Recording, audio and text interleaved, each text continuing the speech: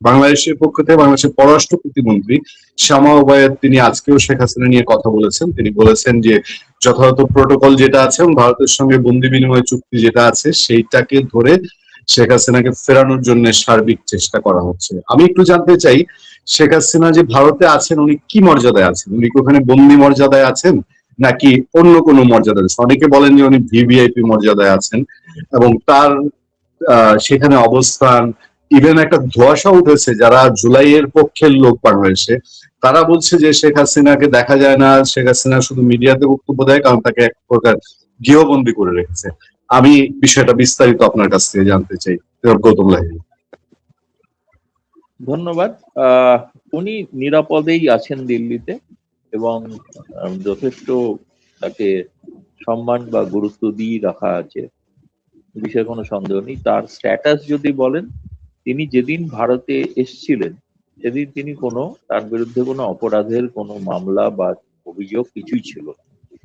তিনি একজন রাজনৈতিক নেত্রী এবং প্রধানমন্ত্রী ছিলেন, যার জীবন সংশয় ছিল। সেই কারণেই তাকে, এবং ভারতের দীর্ঘদিনের বন্ধু, সে কারণে ভারত তার প্রতি এরকম একটা বন্ধু সুলভ আচরণ দেখিয়ে তাকে এখানে আশ্রয় দেয়। এবং বাংলাদেশের সেনাবাহিনীর হেলিকপ্টার বিমানে চেপেই তিনি এসছেন। ভারতের সেনাবাহিনীর এ ব্যাপারে কোনো ভূমিকা ছিল না। তিনি একজন অতিথি হিসেবেই আছেন, এবং অতিথি হিসেবে আছেন অবশ্যই, যেহেতু সাবেক প্রধানমন্ত্রী, সে কারণে তার যেটুকু যা নর্মাল প্রোটোকল বা নিরাপত্তা, এবং সেই হিসেবে এখন যদি বলেন যে কিছু কিছু রাজনৈতিক নেতা আওয়ামী লীগের, তারা সম্প্রতি যে দেখা করেছেন, কথা বলেছেন, তাদের কাছে ভারতীয় নিরাপত্তারক্ষীরাও নাকি মন্তব্য করেছেন উনি আমাদের কাছে এখনো প্রধানমন্ত্রী। এখন মানে সেই রকম মর্যাদায় তাকে রাখা আছে, এবং এটা আছে নিঃসন্দেহে পরীক্ষিত বন্ধু। এবং ভারতের সঙ্গে যে সম্পর্ক ছিল বাংলাদেশের, তার সম্পূর্ণ যে যে আজকে যে ভিত্তি তৈরি হয়, যে ভিত্তিটা বঙ্গবন্ধু শুরু করেছিলেন, কিন্তু সেটাকে একটা উন্নত শিখরে নিয়ে যাওয়া, যে কারণে সম্পর্কটার নাম দেওয়া হয়েছিল it's a strategic relation beyond strategic relation, মানে স্ট্র্যাটেজিক রিলেশনেরও ঊর্ধ্বে, যাকে সাদা বাংলায় বলা হতো সোনালী অধ্যায়। আর আপনি যে দ্বিতীয় প্রশ্নটা করলেন সেটা হচ্ছে যে বন্দি বিনিময় চুক্তি, আপনাদের দেশের গণ্যমান্য যারা মন্ত্রী, পড়াশোনা করেছেন সকলেই বন্দি বিনিময় চুক্তিটা তারা আশা করি পড়েছেন, এবং আমি অনুরোধ করব না পড়লে তারা আবার পড়ে নিন। দেখবেন তাতে কতগুলো ধারা লেখা আছে। স্পষ্টত একটা ধারা আছে যে কারুর যদি কোনো প্রাণ সংশয় থাকে, তাহলে তাকে ফেরত দেওয়া হয়। ভারত কিছুকাল আগে পর্তুগাল থেকে এক কুখ্যাত অপরাধী আবু সালেমকে ভারতে প্রত্যর্পণ করিয়েছিল, এখানে এনেছিল, কিন্তু ভারতকে প্রতিশ্রুতি দিতে হয়েছিল যে তাকে ফাঁসি দেওয়া যাবে না, এবং তার নির্দিষ্ট সময় পর্যন্ত তার বিচার হয়, বিচারে তার যেটুকু সাজা হয় সেই সাজা প্রাপ্ত হন, এবং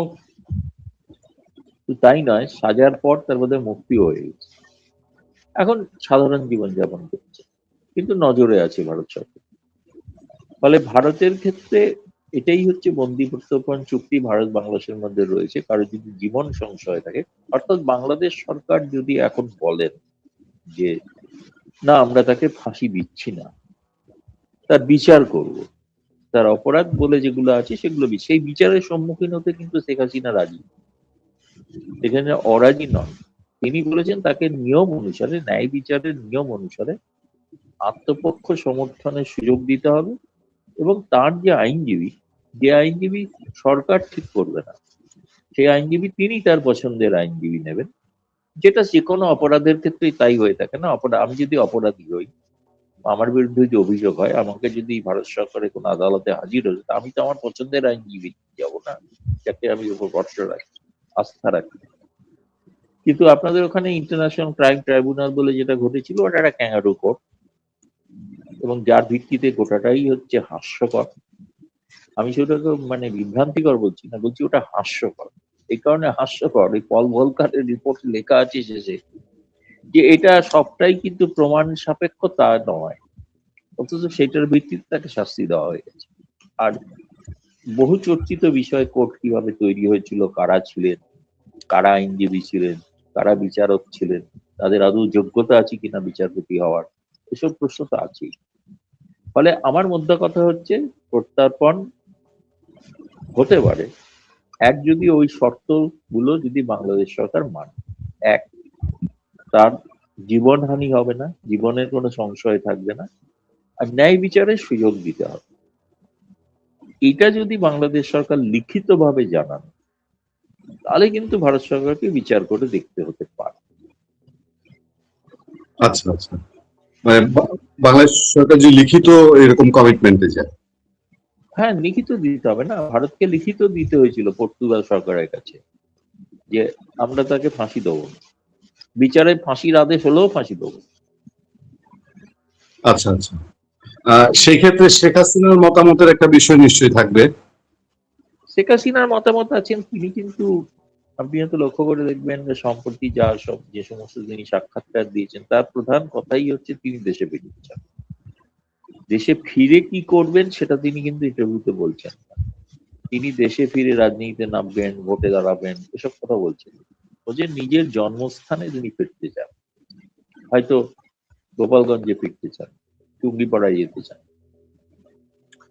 কিন্তু ফিরলে তো তাকে এখন এখন বর্তমানে যে অবস্থা রয়েছে, সে অবস্থায় তো এরকম কোনো যদি আলাপ আলোচনা করে কোনো স্থির না হয় যে তাকে একটা যথাযোগ্য মর্যাদা না কোড দিয়ে তাকে যেখানে রাখা, আশ্রয়স্থল দেওয়া, আশ্রয় দেওয়া, এবং তার একটা বিচারের ব্যবস্থা করা, সেটা তো অন্য বিষয়। সেটা তো বাংলাদেশ সরকার এমন তো কোনো কথা কিন্তু বলছে, তারা বলছেন বন্দি প্রত্যর্পণ চুক্তি অনুসারে ব্যবস্থা নেওয়া হচ্ছে, কিন্তু যেটা বলছেন না সেটা হচ্ছে যে আমরা তাকে ফাঁসি দেবো না, সেটা মুখে বলছেন না। এই প্রশ্নটা সাংবাদিকদের করা উচিত। প্রত্যর্পণ চুক্তি অনুসারেই ফেরত হতে পারে, কিন্তু আপনি ফাঁসি দিলে সেটা ফেরত হয় না। তাহলে কি ফাঁসিটা বাদ দিয়ে অন্য কোনো বিচারের কথা বলছেন? এটা কি ভারতকে জানিয়েছেন? বলুন। দাদা, এই, জি, সেই ক্ষেত্রে মানে এই বিষয়ে কি ভেতরে ভেতরে কোনো কিছু আগাচ্ছে বলে আপনার ধারণা? দেখুন, ভেতরে ভেতরে যদি হয়েই থাকে, আহ, একটা তো নিশ্চয়ই আমার নিজের সন্দেহ, মানে তার কোনো প্রমাণ নেই। তুমি জানেন যে কতগুলো মানুষ, কতগুলো নেতা যখন খুব জোর দিয়ে কিছু কথা বলে, সেটা হচ্ছে তার কনস্টিটিউয়েন্সিকে সেটা শোনানোর জন্য, কিন্তু আদতে কি তিনি সেটা করছেন? তাকে দেখাতে হয় প্রচন্ড ভারত বিরোধিতা, তাকে দেখাতে হয়। এই প্রসঙ্গে তো আপনাকে অন্য একটা কথা বলি, মানে যে সঙ্গে যোগ আছে, যোগসূত্র আছে, সেটা হচ্ছে যে ভারত সরকারের সঙ্গে বাংলাদেশ সরকারের একটা অন্য স্তরে, মানে কূটনৈতিক চ্যানেলেই যদি বলেন, অফিসিয়ালি না হলেও আনঅফিসিয়ালি কথা হচ্ছে, বিশেষ করে তারেক রহমানের চীন মালয়েশিয়া সফর নিয়ে। সেক্ষেত্রে তাদের একটা বক্তব্য আছে, বক্তব্যটা ভারত সরকার কিন্তু স্বীকার করে। সেই বক্তব্যটা হচ্ছে যে শেখ হাসিনা যেভাবে ডিপ্লোমেসি করতেন, সেই ডিপ্লোমেসি তো বিএনপি সরকার একই রকম করবেন, তাহলে তারা আলাদা দল কেন, আলাদা কেন? শেখ হাসিনা আগে ভারতে গেছেন, পরে চীনে গেছেন, সেক্ষেত্রে ইনি আগে চীনে যাবেন, পরে ভারতে আসবেন, এবং আসতে তাকে হবেই। এ বিষয়ে তিনি যাই করুক, আসতে হবেই, এবং ভারত ছাড়া সম্ভব নয়, ভারতেরও সম্ভব নয়, বাংলাদেশেরও সম্ভব নয়। এগুলো হচ্ছে ওখানকার মানুষকে একটু সন্তুষ্ট রাখার জন্য এসব করা, যেমন একটা ভাব দেখানো যে আমরা, এটা ঘটনা শেখ হাসিনা থেকে ভিন্ন পথে চলছে, সেটা ঠিক কথা। ফলে সেই কারণে আমরা যেটা শুনেছি পররাষ্ট্র মন্ত্রণালয় থেকে, নিশ্চিতভাবে তারেক রহমান ভারত সফর করছেন, এবং সেটা সময়টা ঠিক হয়নি।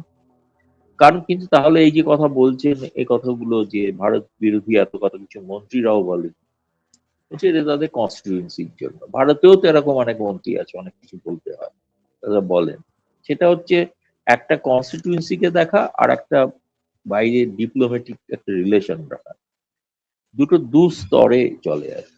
ফলে আপনি যেটা বলছেন, নেপথ্য থেকে কিছু হচ্ছে, আমি খুব অবাক হব না নেপথ্যে কোনো আলোচনা চলবে।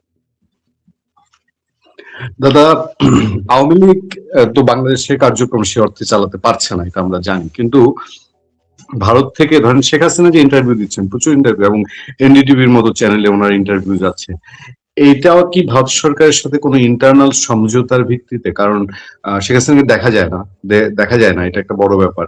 এবং তিনি প্রকাশ্যে আসেননি 5 আগস্টের পরে, আর তাকে প্রকাশ্যে আসতে দেখা যায়নি। কিন্তু ইন্টারভিউ গুলো দিচ্ছেন, ইউনূস আমলে তো এগুলো না দেওয়ার জন্য একটা ভারতের কাছে একটা চাপ বলি বা একটা অনুরোধ বলি ছিল।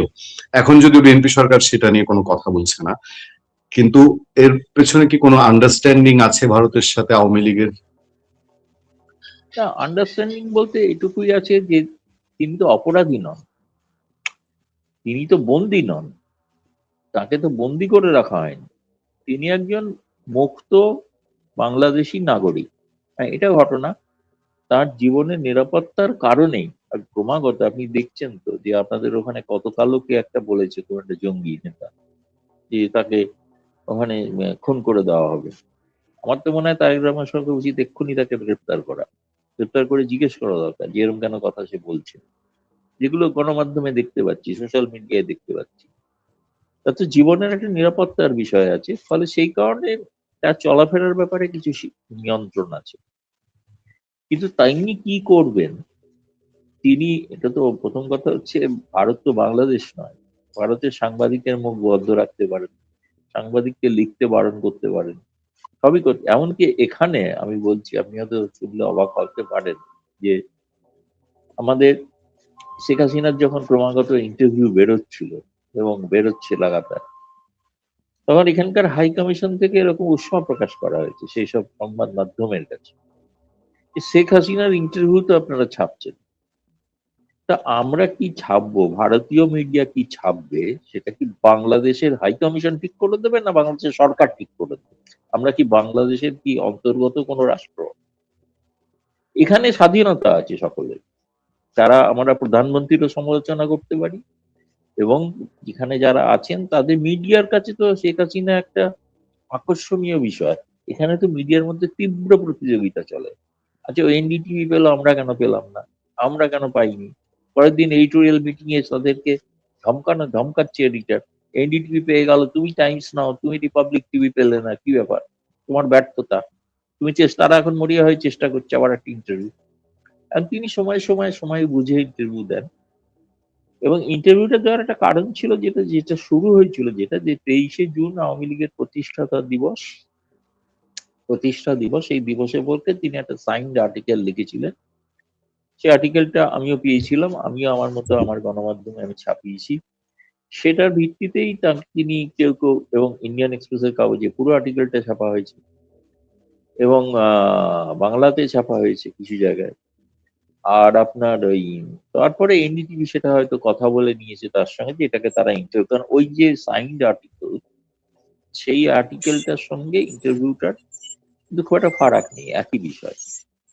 ফলে এখানে ভারত সরকার তো আপত্তি করতে গেলে তো ভারত সরকারকে আপত্তি করতে হবে ভারতীয় মিডিয়াকে, যে ভাই তুমি শেখ হাসিনা ইন্টারভিউ নেবে না, এরকম তো কিছু বলেন।